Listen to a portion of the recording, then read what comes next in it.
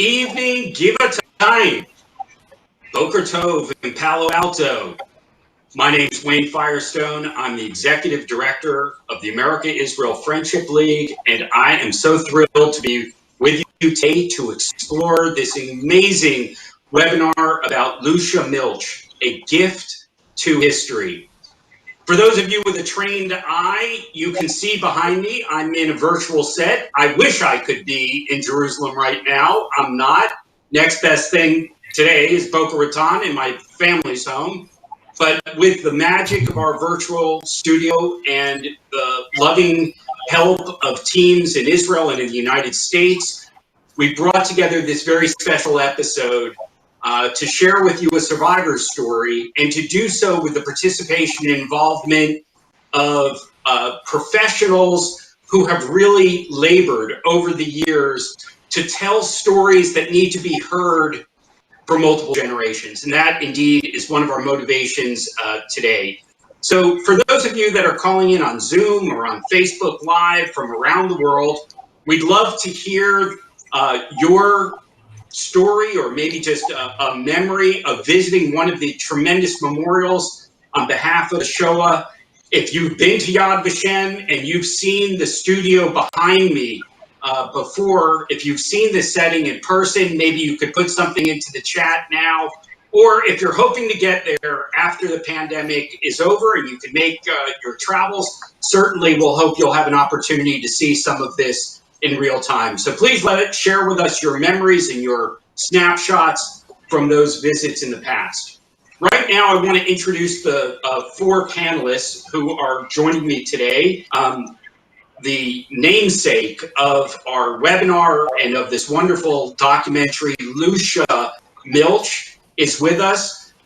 Lusia, this is not the first time that her story has been told. She was deeply involved in the collation of a book upon which this is based, The Destruction of a Shtetl. In addition, she has now lovingly agreed to share her story with us today, with people like her son, who's sitting next to her, who knows the story, but has perhaps learned a few things in this new process, but also to complete strangers around the world and to future generations. She has two sons, she has three grandchildren, and she has committed her life to the improvement of other people through philanthropic efforts that she and her late husband have been involved in. Holding her right next to her, loving her, and whispering jokes and kisses in her ear throughout the production is my good friend and colleague, David Milch, Dr. David Milch,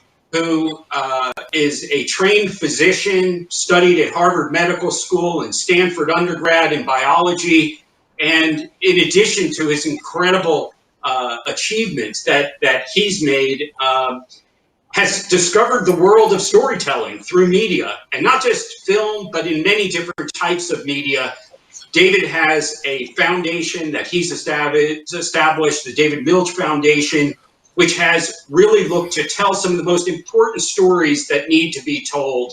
And indeed, he's done that. He has a singular goal in mind. It's called Tikkun Olam.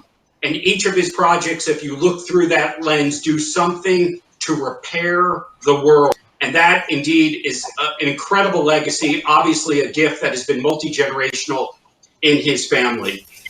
Now, I also want to turn to colleagues who are also know a thing or two about storytelling. The director of the Visual Center at Yad Vashem, we're pleased to have with us Liat Benhabib, and she is a graduate of Tel Aviv University Film and Television School, and also psychology. And so when we hear from Liat, we'll also hear about how those two disciplines come together in such an important institution like Yad Vashem.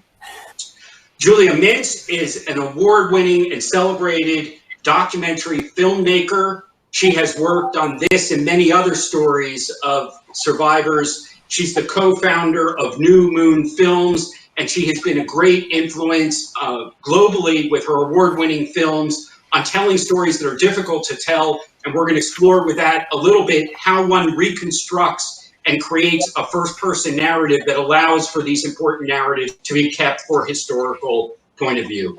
So I want to begin, obviously I have to, with Lusia.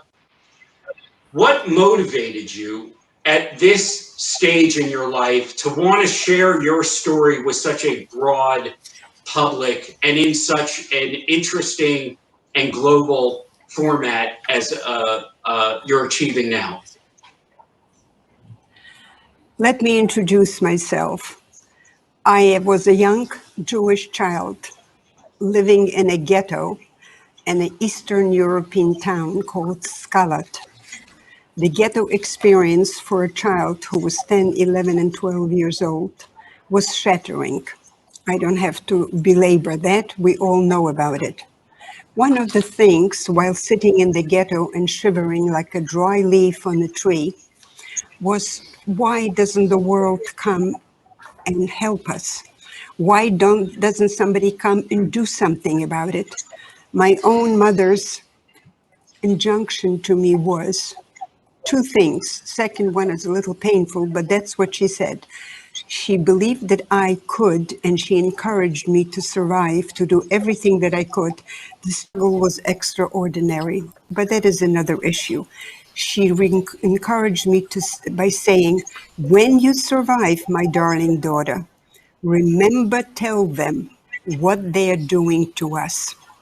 That was the motivation. My mother's own words, remember, because we did not believe that anybody heard, and if they listened to us, they didn't want to hear. Her second statement was, unfortunately, we were so terribly without hope. She said, and don't forgive what they are doing to us.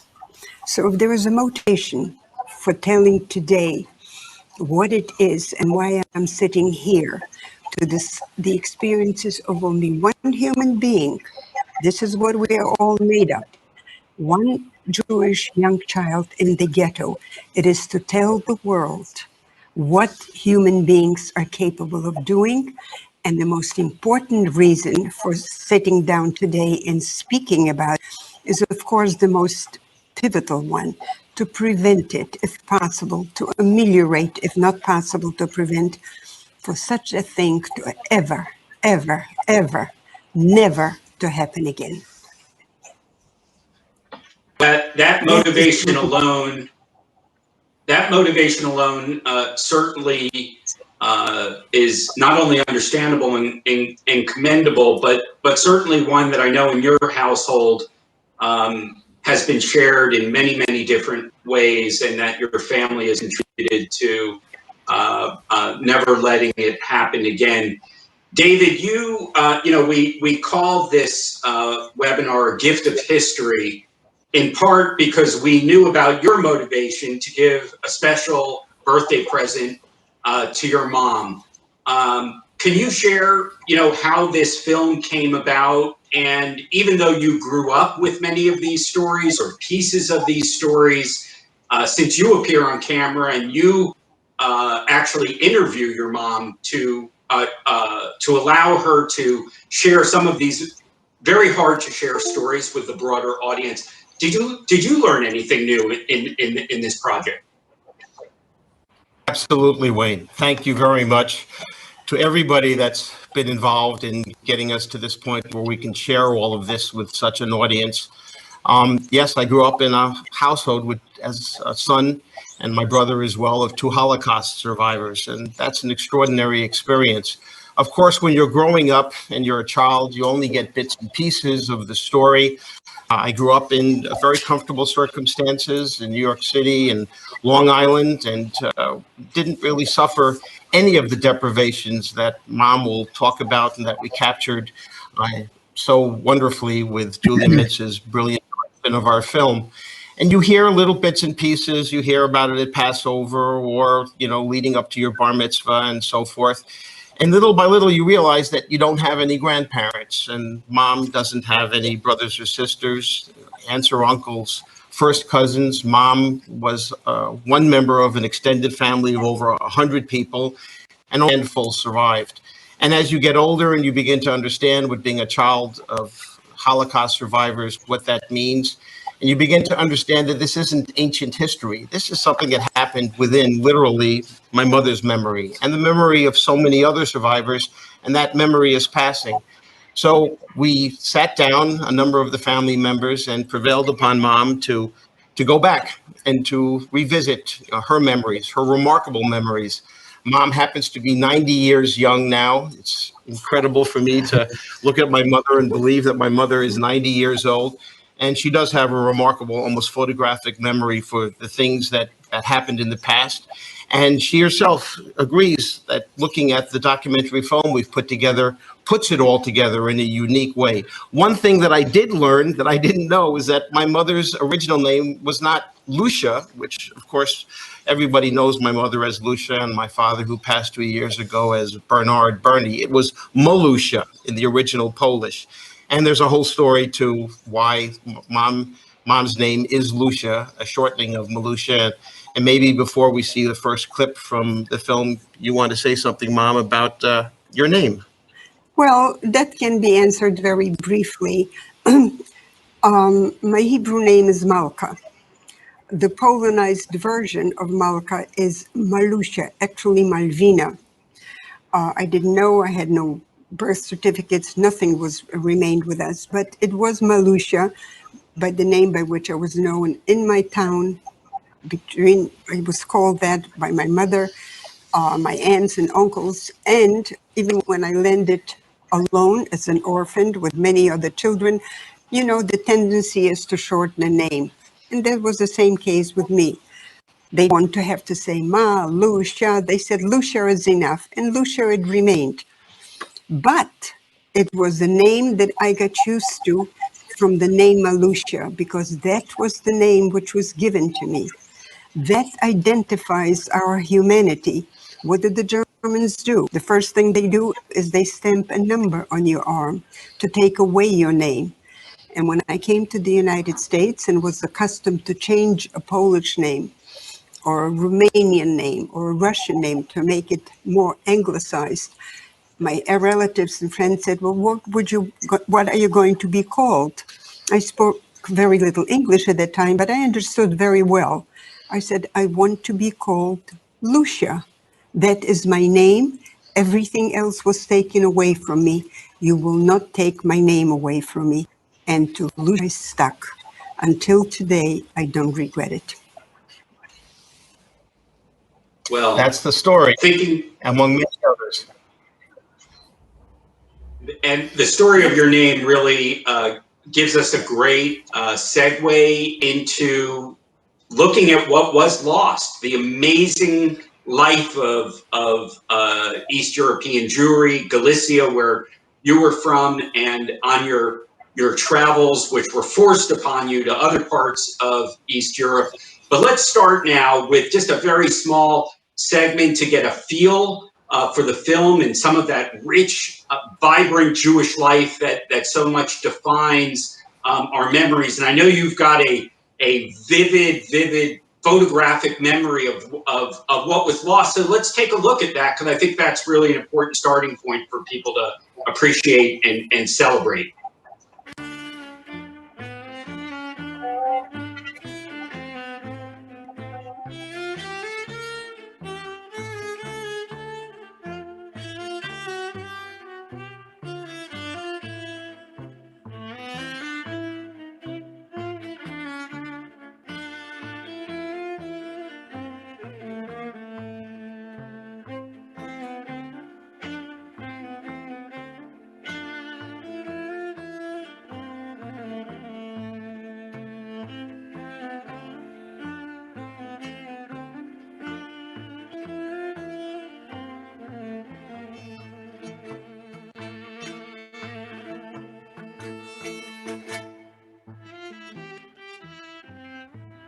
Our family is from a region called Galicia. There was the breadbasket of Europe because the soil was very, very black, very, very rich. And there were many Jewish communities in the Western Ukraine and Eastern Poland. Every small town and the bigger cities. But there were hundreds of little skalots. My town, where I lived, Scarlet, was towards the east. In town, there was a square with 4 towers. They go back to the end of the 1600s, 17th century, they were built. And there was a moat. Beyond that, there was the Catholic Church. And there was a beautiful square. There was a lot of greenery there, there was grass, and we had tennis courts. The entire town is made up of 8,600 people. 3,500 are Jewish. So you grew up in a community where it wasn't 0.2 or even 2 or even 20%, it was 30 or 40% Jewish. Exactly. And everybody spoke Yiddish. People lived, people educated children, they conducted commerce, they were involved in different organizations, religious, Zionist, political. Newspapers were printed, there were schools, there were physicians. So ethnic Polish doctors as well as ethnic Jewish doctors practiced side by side. Private practice. But in the same hospital? Yes. It was not fiddler on the roof. Lucia, I love this segment so much in your description of the vibrancy of cultural life, political life, and you close with that comment, it wasn't Fiddler on the Roof. Tell us just maybe a little bit about your childhood memories of this period and what sticks out to you thinking about what you want your children and grandchildren to continue to have as a legacy from this period. It is very important for me to be able to leave this memory to my children, my grandchildren, and those yet to come, that our past before the war was exactly as you have described it, a vibrant, commercial, political, Zionist, and educational community. Many things were going on. It was a small, what we call in the diminutive, also an endearing fashion, called a shtetl, comes from the word a shtut. Our shtetl was the most loving home to many children like myself. To give an example, my relatives, my aunts and uncles lived not very far, just a few doors away from our home. When I came to my house, there was no question. If something fresh was baked or soup was cooked, if she served it to her 2 children, my cousins, who were like my sister and brother, with whom I played all the time, then I would sit down and would have a meal. And it came to my house, my mother would do the same thing. To be surrounded by a loving family, where traditions were maintained lovingly, scrupulously. They were primarily dictated by the season as well as by the religious holidays. It was absolutely a wonderful place where to live. Yes, there were plenty of problems. Politically, anti-Semitism, especially in the 30s, which I experienced, was already seriously coming up. There was a great deal of poverty where people were eking out a living, but there were others who worked very hard, raised children, aimed to educate them, aimed to be able to have them seek some kind of a trade, a profession, or to leave to other lands in order to improve themselves. The life was vibrant. The life was good.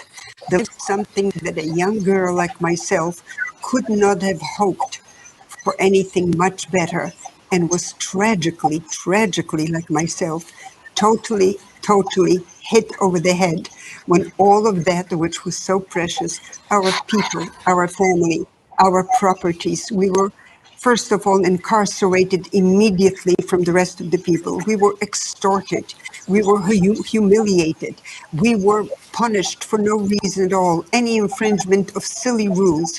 All of this was not enough because we know what the aim was. The final aim was to slaughter us, and that's what they did.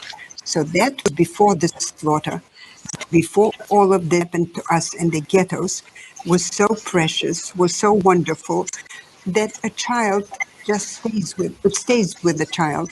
And I remember it. And those parts, which do not exist except when I'm going to say it, or other people like myself, that I would like to pass on as well to my children and to my grandchildren, in addition to, of course, the tragedy which befell us and which took all of this away.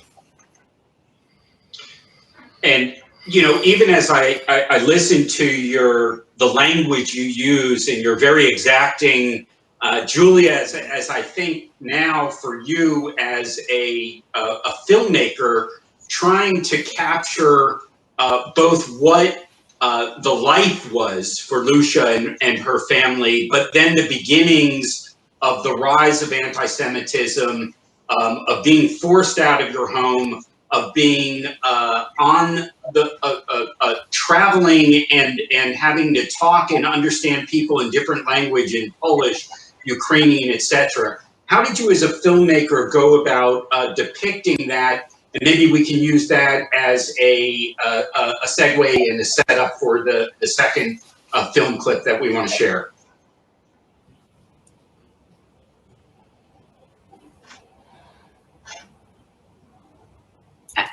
Thank you, Wayne. I would like to start by saying, you know, during this next clip, in this moment in time in history right now, as we face this rise in anti-Semitism and this global rise in supremacist ideologies, I think that the next clip has a significant importance because it introduces that moment in time where things are percolating. We know that the anti-Semitism is simmering, but the depth of the root of that hatred and the strength of what that anti-Semitism embodied was unimaginable, unthinkable, especially given the permissions that were unfolding before our eyes with leadership. And so this next clip really speaks to what happens when our leadership is not only, if the leadership is passive, but also when a leadership sort of leads the way toward hatred, toward violence, toward permissions. And so this moment in time that you're cutting to, and you'll be seeing, you know, the moment that the scene opens, you'll see kids with balloons, and it's a street scene that we portrayed. And at this time, culturally, you know, these guys, Tarzan was a favorite film that kids were watching. Lusia had just come and was seeing Shirley Temple. So it's this kind of joyous, integrated to some degree, side-by-side life that, as Lucia explained so beautifully, was a joyful life. And so it's sort of this moment of interruption, this transition of a thought, of an ideology, of a life. And so that's really what we're going to see here, is my intention to not only talk about that moment in time as a historic moment in time, but as a moment in time that we can reflect that has, sadly, relevance and importance and a sting to it that I think we need to pay attention to, which again ties to what is so important to Lucia's heart and story, and I think to all of us that are showing up and being present and wanting to not just tell these stories, but to really allow this history to live vitally in this moment in time. So with that, I'd love to have you share the cue. I remember when the anti-Semites were beginning to organize, they were boycotting the Jewish stores. And this was almost like taking away your living.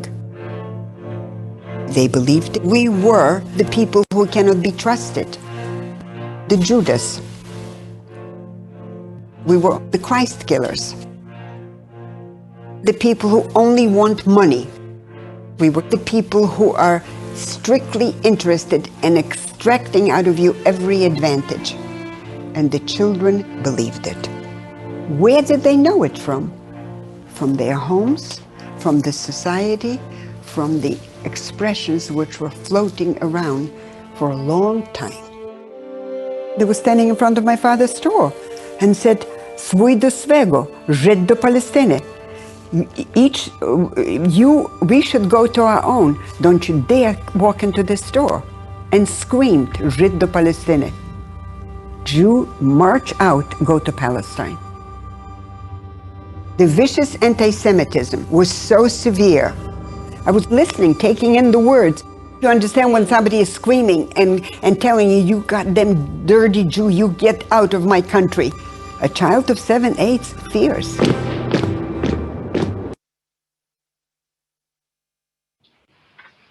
So this particular segment obviously touches on one of the darkest periods, not only in Jewish history, but in human history. And as Julia mentioned, it has both a historical context to tell, but it has a contemporary context in which it's being read and understood when you do see rises of fascism, rises of anti-Semitism. Now, Yad Vashem has been an address that has served multiple purposes over the years for Israel and for the survivor community. But the idea of creating this visual center that preserves many different kinds of testimony and narratives. This center was created in 2005. Liat, you're the first director of the center. Can you share a little bit about the thinking and the reasoning of creating a place and elevating the voices of the survivors in their own memories and testimonies, and how that fits into Yad Vashem's overall mission? Of course, thank you, Wayne. Yes, the Visual Center that was inaugurated in 2005 is a unique international information center, but also a digital viewing library dedicated to cinema of the Holocaust. The database includes artistic information, commercial, geographical, historical information about each film.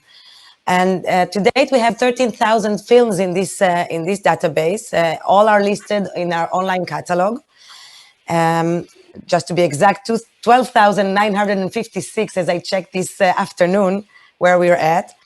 And all these films are in a variety of genres and from all over the world. So you can see documentary, obviously the documentaries, full-length feature films, video art, clips, music clips, student films, war newsreels, anything you can even think of in the visual aspect of telling the stories about the Holocaust.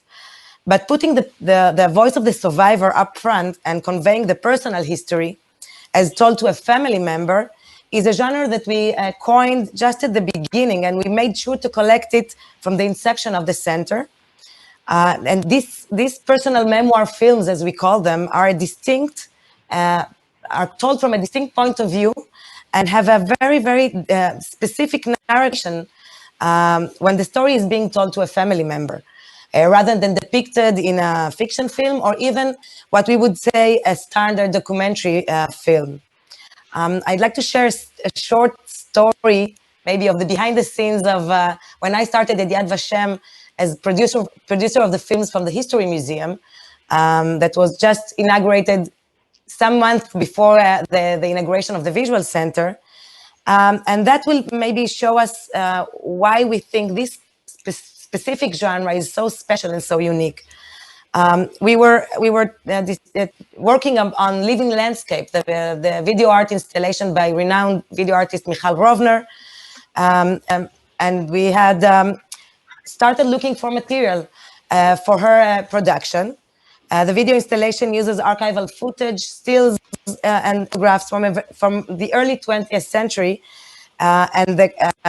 Michal was called upon by the curators of the museum and basically the chief curator, Avner Shalev, to represent the lives of Jews living in Europe who became later on victims of the Nazi regime, obviously, with all the richness of cultural lives, the human diversities. So we really needed a variety of materials, religious and secular Jews, city dwellers and villagers, artists and writers, businessmen and great thinkers, and many, many others. And we looked basically for gatherings of people and especially for the routines of daily lives. The materials were not cataloged as such in all these vast archives, 40 archives or so, that we were researching 17 years ago. Very few materials were cataloged as Jewish communities between two world wars or Jewish life, early 20th century. The situation is very different nowadays, obviously, with all the digital components added to our lives and obviously to archives. But when we thought then what we were searching for, we started to think who filmed them, who might have been there to film these people that were searching their documentation. So we changed the keyword, basically, and we said, let's look for amateur films from the early 20th century, and then a treasure trove of films came about. Those films were shot by individuals and families documenting their own families, their own lives, mainly nostalgic visits to the countries of origins. Most of them came from the US, returning to the villages where family members were still there and where they were born. And then they filmed their people there, waving to their cameras, gathering for Pesach, or just gathering for a birthday, for example. And when we think about that, this idea, this fact adds a tragic dimension when we ponder of what became of those relatives who stayed behind in Eastern Europe, while the filmmakers themselves, those people, those amateur filmmakers, went back to the golden age, they called it, back then went back to the US.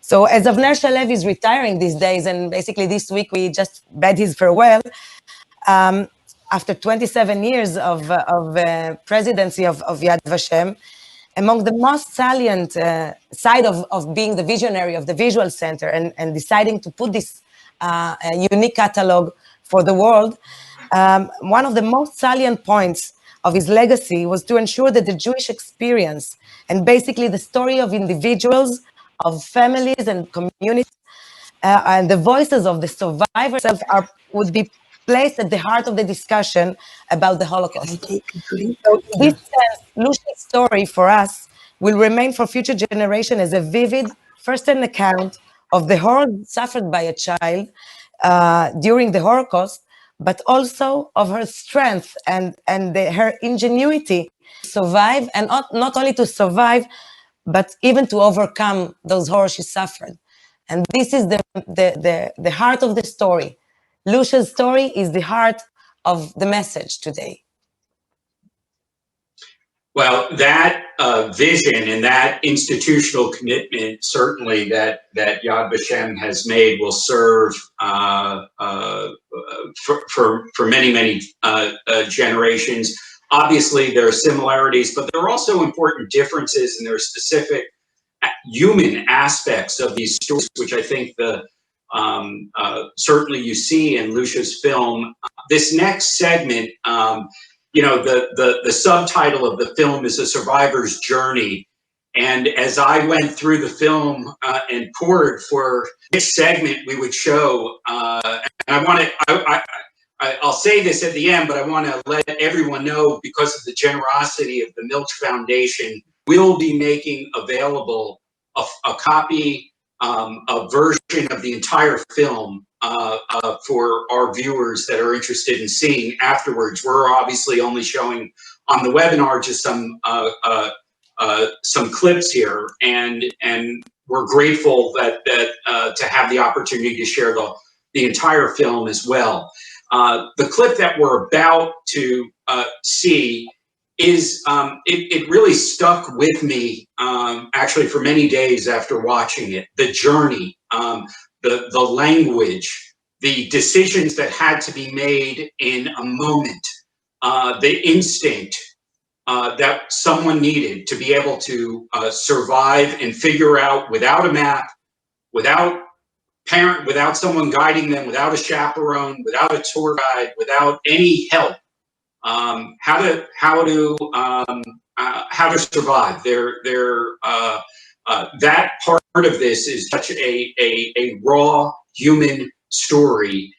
So let's watch this third segment, and then Lucia, I'm going to ask you afterwards just to comment about what you were thinking during these different difficult moments. Sooner or later, they're going to discover you. So what am I to do? He says, I don't know, but I know you have to get out of here. And the same advice as my mother gave me in camp, which was bitter and difficult to carry out, the same advice was given. Geh wie die Augen im dich trugen. Go wherever your eyes would lead you and your feet will carry you. At night when it's dark, we say our goodbyes and I crawl out of camp. I tied a scarf under my chin. I removed my fancy sweater, turned it inside out. I didn't want to look like a Jewess. And I tried to take off my shoes in order to walk barefooted, to look much more like a peasant child.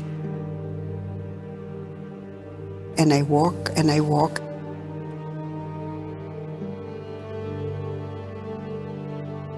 When I saw a peasant, I remembered the greeting they would say to each other. Let Jesus Christ be blessed forever and ever. And when somebody would say this to me, I would answer, Na wieki wieków, amen. Forever and ever, amen. For 2 or 3 days, I was walking. I slept in fields. I walked long enough for me to leave one village and to be very close to the next one. And the next village was Novoshulka. And I walk from the fields and I hear that I'm close to the quarries. There were noises, there were trucks, there was banging. I'm approaching the quarries. And a man spots me from far away and he recognizes me. He notifies my stepfather that your stepdaughter is walking towards here. The Germans are all around, and the Ukrainians. My stepfather gets up on the highest part of the quarry and knocks and works and begins to sing loudly a Yiddish song. I hear that as I am approaching. And in the song, it tells me, do not approach any closer because you'll be killed. He says, everything is lost here. We have no hope of surviving. And you turn around now immediately. Run from here wherever you can. Save yourself, child. Because here there is no way out. I turn around and I bolt back at a run away from there. It's the last contact with the Jewish community. Anybody that can stretch my hands out to help me. Well, Lucia, that is such a powerful testimony of the Yiddish music that you lost, but the Yiddish music that accompanied you on this journey. Can you share a little bit about those moments of decision where you had to act on your instincts and you had to make decisions that affected whether you would live or not? Yes, I can.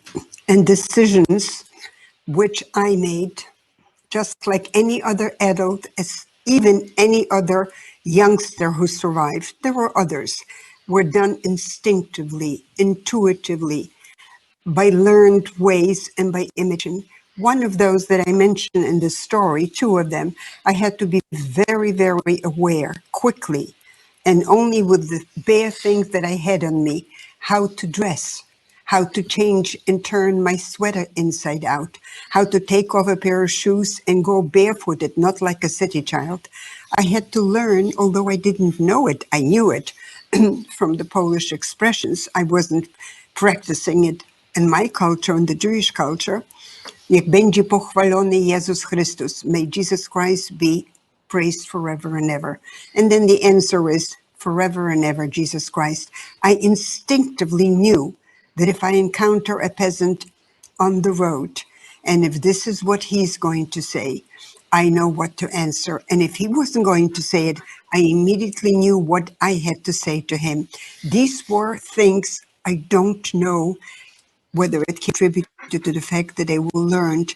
They were done in such a way as only instinct and running from death and running someplace perhaps there will be a solution for my survival taught me. These were the things that are very, very difficult to teach, very, very difficult to even express. We were living, there was no hope. Everything was taken away from us, our humanity, our trust in people, and we had to learn someplace in between these things. And sometimes it was pure luck. How to say something or not to say it, how to imitate what they were saying, how they were eating or not. In the peasant house where I finally landed, I was taking care of her children, her horse, her cow.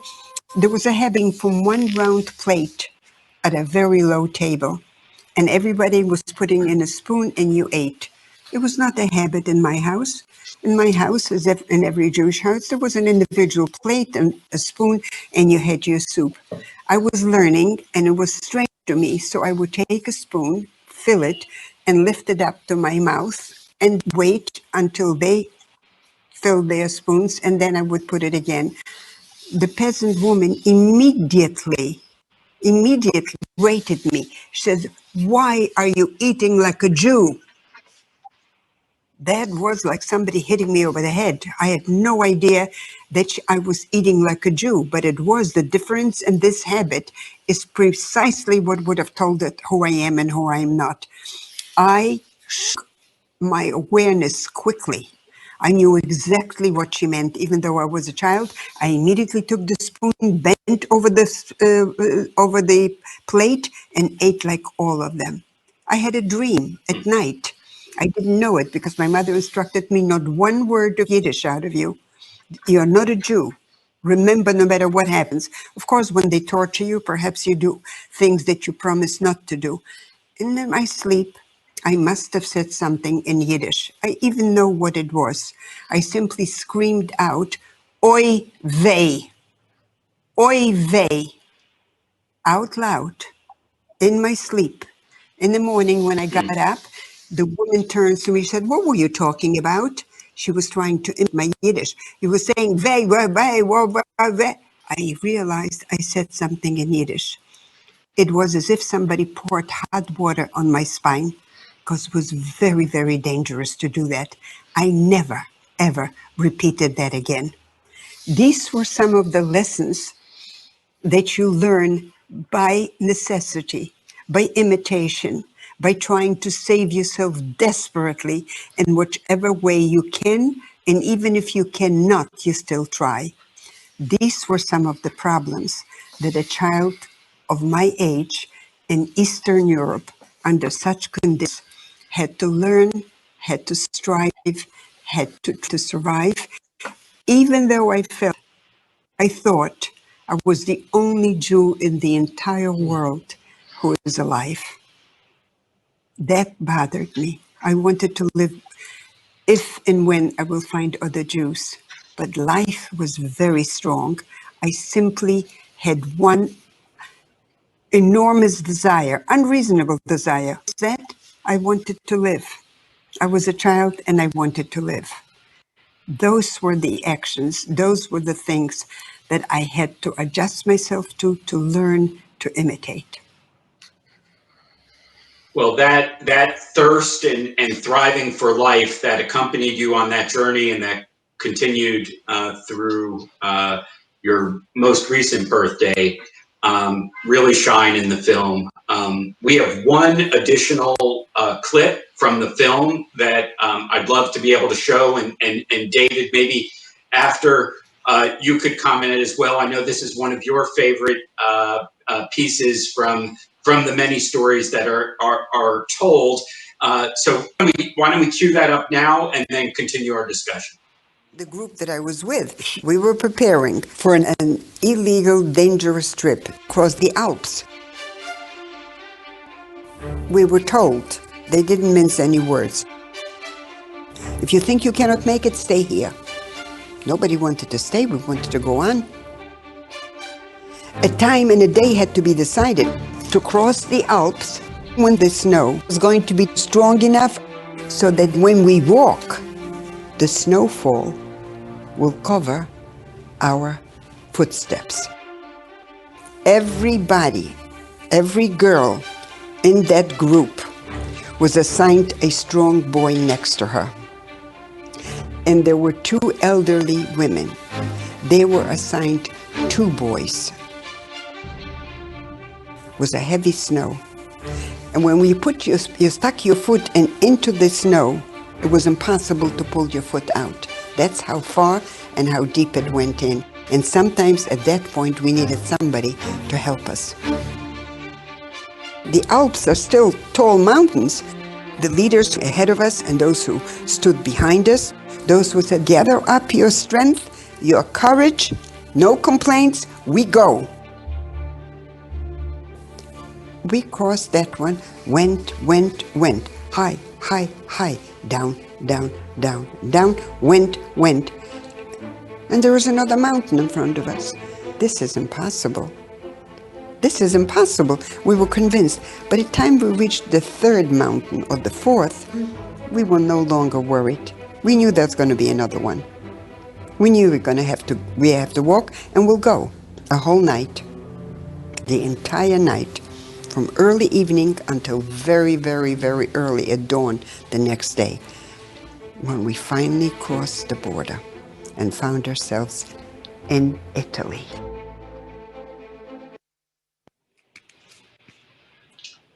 David, this is quintessentially a refugee story and a segment which fills all of us with a sense of empathy for people who are being displaced. What were your thoughts as you learned about this part of your mom's history and what it took to actually flee what she was escaping? Sure. In one word, awe. Just awe for what my mother went through and what she survived and what she was able as a child of 9, 11 years old, being able to escape from the ghetto, being able to escape from extermination, being able to hide, as a peasant. You asked me before the things that I learned that I didn't know. I grew up, and my brother and all of my cousins grew up in families where multiple languages were spoken. You're hearing my mother talk in, of course, wonderful English. She could speak as eloquently and as much detail in fluent Russian and fluent Yiddish and fluent Ukrainian. And she's pretty good in Hebrew, surprisingly enough. And of course, no, that's not true. I don't know it. And of course, Polish. Don't make it up. And when hearing the stories that you've just heard, which are just small excerpts, the film is about an hour and 40 minutes, and it's just vignette after vignette from Mom's memory. All of the interviews were done without scripts, and Mom just remembering going back to 2, 3 years old, the lighting of candles with her mother. And then as the Shoah commenced and the extermination, and it's important to understand, which was discussed at the very beginning, where my mother and father grew up. As some people in the audience know, in 1939, Hitler and Stalin divided Europe in the Molotov and Ribbentrop line. And on one side was the Russian control, and the other was the German control. And Mom and Dad grew up literally along that line in the tiny shtetls that they grew up in. And when the Russian invaded and the Germans invaded back, everybody was pushed left and right, and you had no choice. You had to speak languages in order to survive, not just the language that they spoke at home, Yiddish, but of course the native Polish and the Ukrainian and later the German and so forth. And Mom studied, as the film describes, because her original intention was to make Aliyah to Israel. At the last minute, she came to the United States, and she and my dad met, and here we are.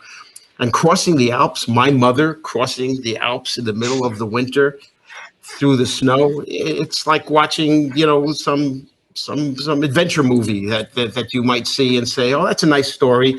If people really did that, I don't know any of them. Well, I grew up with them, with mom, and it's just extraordinary for myself, my brother, the rest of the family, to be able to honor mom and to be able to bring this to all of you and to see it connected like this in a way that brings it home, that no historical documentary, no book, we get numbed by the numbers, 6 million and gypsies and homosexuals and terrible deprivations and tragedies, but to one person at a time, one individual at a time, one family at a time, one extended family, a whole culture, a whole lineage is wiped out. And in a few cases, there's a survivor. And this wonderful woman, my mother, is a survivor, and she's here to tell all of you what actually happened. And as Julia said, and as we hopefully, lessons for today and for the future. As Santayana said, those who do not remember the lessons of history are truly doomed to repeat. And we've seen all kinds of things in our own time, which, worry us and more than worry us, call us to action. And I know that Mom's is a call to action for the lessons learned, and we need to pass on to current and future generations. Julia, and Liat, I want to just ask you both to comment on this idea that the testimony that we're hearing from this period, to David's point, have an unspoken call to action to them. And I'm curious for the two of you as filmmakers, how you navigate that, how you stay present to telling the story that so that it has historical authenticity, but also has relevance for future generations that simply don't know and have the same context. So maybe Julia, you want to start, and then Liat? Sure. I love that question. I feel strongly that each of us is so much stronger, much more resilient, has so much more resource within us than we're aware of. And so collectively and individually, telling this story and many stories is important, not only because it reminds us of what is on the outside, but I think that thematically, there's a deeper core, which is it tells us what's possible on our insides. And I think that we can be I don't tell these stories, I don't make my life about telling these stories to breed a sense of doom and gloom. I actually believe in telling these stories because I believe that there is a resiliency and a spirit and a goodness and a strength and an endurance that is resonant in these stories, like so many others, that inspire us to find our voice, to be strong, to rise up, not only in the face of external adversities, but in internal adversities. So Lusia is a beautiful example of what is possible from within when we are challenged and we are faced with unimaginable and unthinkable odds. And I think her story and her resiliency is a beacon for each of us when we don't feel strong and we don't feel able to stand up against brutality, to find our strength and find our voice against injustice, or just to find our way out of bed, find our way toward making tikkun olam, find our way to rising up within ourselves and within our culture and in our place to be present. And Lusia, thank you. Thank you for sharing our story, your story. Thank you for allowing me to work with you and David and the team to tell this story, because you are an inspiration, not only as a Holocaust survivor, But as a young girl, as a teenager, as a woman, as a mentor, a spiritual, physical, living, breathing mentor. Thank you. Love you. And Wayne, I must say, if Mom's story doesn't get us all out of bed, I don't know any other story that's going to do it. And I certainly got me out of bed growing up. And I must say, for myself and my brother, some of our achievements, many of our achievements, as they may be, is because of Mom and our remarkable father, who many of you know has equally extraordinary story. Liat, if you would also speak to Wayne's question, please do. Yes, I would like to add that, you know, taking on what you said, David, earlier, that when we are talking about history and concepts and the Holocaust, it's such a huge and I mean, we couldn't, people sometimes say, what would I have done if I was there? And, you know, you cannot really comprehend it. You cannot really take it in. And when you're talking about this generation, the younger generation, you said before, when she went there without a map, without knowing where she's running to. And, you know, the kids of today would not even think of you know, getting out of the house without their cell phone and being in touch all the time with somebody. So just to try to convey a story from 70 years ago and to imagine, and this is, you know, this what's special about Lusia, that she's such a wonderful narrator also, such a wonderful rapport with, I mean, telling a story to her son. There's so much power in that also, in the film. And it's also taking you as a spectator, and I've seen a lot of those films that I have there. And you said it's true, numbers make you numb, as well as, you know, these big concepts in history. And what is the real experience of a 9, 10-year-old girl that is going there alone and has to, you know, to make life-changing decisions, life and death decision. And it takes me, when I was watching Lucia's films, I saw it several times before this evening, and, you know, it always took me back to thinking about my 8-year-old. And it connects you as a viewer. And I've been, you know, watching films about the Holocaust, and it's a different watching sometimes because it's a professional watching and we look for other stuff there. And yet again, you know, these moments where Lucia is retrieving from her memory those feelings, those moments where she is leaning on a hewn plate and has to eat like her fellows around her, kids around her, which she's not accustomed to, it's actually making you to stop and understand that the Holocaust wasn't a concept. And it's not about telling just the facts of history. It's about a human experience. And the only way, really, the only way to really touch those hearts of young children is through these personal stories. And it's one thing to watch it on a big Hollywood film, and sometimes you see that and you say, okay, those scriptwriters must have been, you know, what are this can't be true. It's too Hollywood. It's just make believe, just for us to be a part of a drama. And this is not really so. It's actually any Hollywood film will be, you know, diminished by these moments of essential truth and of true memory that is being told by a person who lived there. And this is what makes it so powerful.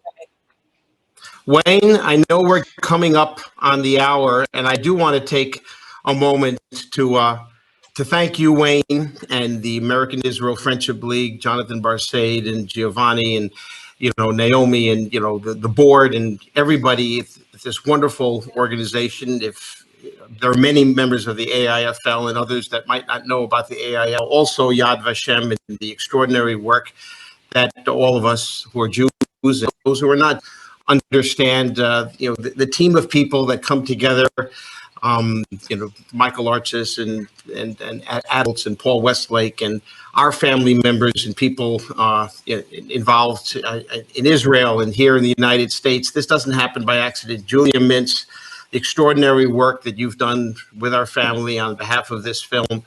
And I hope that beyond the stories that the Milch family is telling, that we encourage those of you that have stories in your family to capture them one way or another. Some with your parents, your grandparents. Even if you're not able to mount a full production, write down these stories and share them with Yad Vashem and others. Contact us. We'll try to be helpful as well. This is living memory. It's really precious. I was very fortunate to give a gift of living memory to our family, and especially to you, Mom. And I'm so extraordinarily proud of everything that you represent and that you've been in our family. So thank you, everyone. Thank you very much. David, and to all our panelists, I do want to close. There were a number of questions that we unfortunately weren't able to get to all of them, but we'll try to offline share with Lucia and share response as well.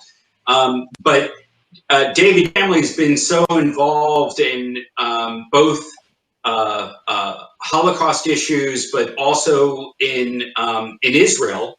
And I know one of the legacies of your family is actually a physical place that we discovered in the process of preparing for this webinar, which is a park for children at a hospital in Haifa. And when I heard this story, it just felt like just another example of the legacy of your family, of that it's not even merely telling your own story, but it's by sort of paying it forward and recognizing that there are children at hospitals and families who need support and care and empathy at a time of vulnerability, something Julia referred to at the moment we're all going through. It's really what motivated us to do this webinar series to begin with. And I really thought it was appropriate that as we close out this hour that we share those images of what you've created and invested in for the future of all of our children. And it really is a precious legacy, an important legacy for generations to come. It's exactly what we, the kind of stories that we want to share. And as you said, invite others to share as well. I'll close with just saying this on a program note. Some of you know this is actually National Women's History Month. So hearing Lucia's story as the matriarch of the Milch family is a double mitzvah, as we say, during this month. And we're grateful to having included this program during the month. This coming Sunday, we have an incredible program that is one of our amazing partnerships that we have at the American Israel Friendship League with the National Conference on Women Legislators and from state legislators. We'll be hearing from 2 state legislators in the United States and 2 former members of Knesset, all women, about women's issues in their respective legislative professional experience. You'll come join us on Sunday, and of course to come back for all of the amazing program that we have on our webinar. We will be sending out a video version of this webinar and importantly a link so that all our viewers are able to visit and see the entire Lusia Milch story in the documentary as well. So thanks everyone, have a safe week, and we're grateful to all our panelists from Israel and from the United States. Thank you so much. Shalom. Shalom, shalom. And stay well. Thank you very much.